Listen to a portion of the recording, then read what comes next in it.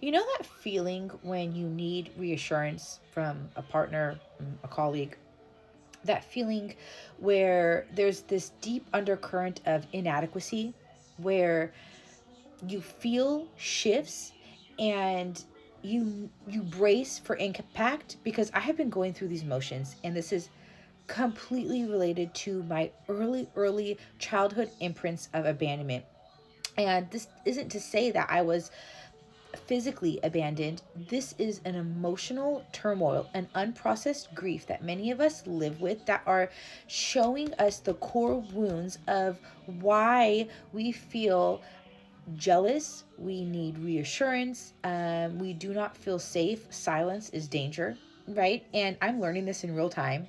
And I'm grateful for my current experiences and the person who's able to hold space with me as I move through this, right? But besides that, this is showing me that at a very early age, that when I was introduced to a new way of being, when the attention left me, I didn't know if it was coming back. I never received consistent care and nurturing of my emotional needs growing up. And this is, of course, because my parents were emotionally absent in that way.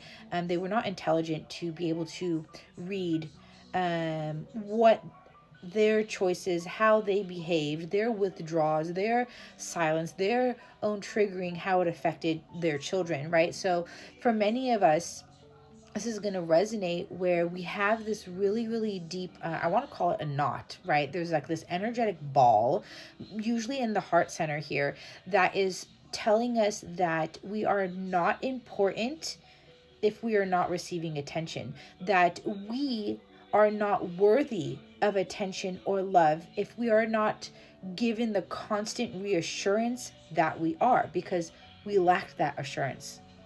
We lacked that consistency. We lacked that vulnerability from a young age. So now we're kind of on this faulty foundation, right? With this unprocessed grief saying that if something shifts, I'm in danger. If somebody doesn't speak to me or look at me or give me all the attention that I want all the time, our nervous system is in a shock, right? Because then we're bracing like, oh, this means loss. Oh, this means things are changing. This means that I'm going to lose them, myself, whatever. And this core imprint is what's keeping us cycling in the scarcity mindset. And then deeper than that is our nervous system is saying, I can't rest to receive. I can't rest to trust, right? So right now I'm learning like to trust being loved and loving, right? Because I grew up in a household where love was scarce, where attention was sparse, where feeling important and being reassured that I am still here and I'm still important didn't happen. So as an adult, I'm seeking that outside. What? No. And that's why many of us have that toxic cycle within relationships. And another layer of that is that we feel as if we are not in the center of somebody's mind or attention or receiving their attention, that we're going to be forgotten. That if we do not stay in the front and center at all times, that we're going to slip behind. That something's going to happen, that we're going to become unseen again, because that happened. We felt unseen. We felt unheard. So take this with you. Reflect and introspect on this information. This for me triggered around 18 months. Okay. So my 18-month little old body, right? I've been working with her all morning. I've been holding her. I've been nurturing her. This is a baby. A baby. That nervous system got shocked out of. My nervous system started that shock at that age.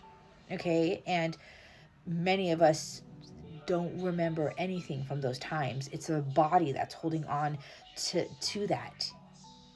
So the fact that I was able to pinpoint a time in my life of that initial switch into the loss, into the lack, that goes to show how many of us collectively are sitting in this resounding lack and loss from years that there's no way that that's at the forefront of our mind. There is no way that that programming is something that we can pinpoint in the physical. Very interesting.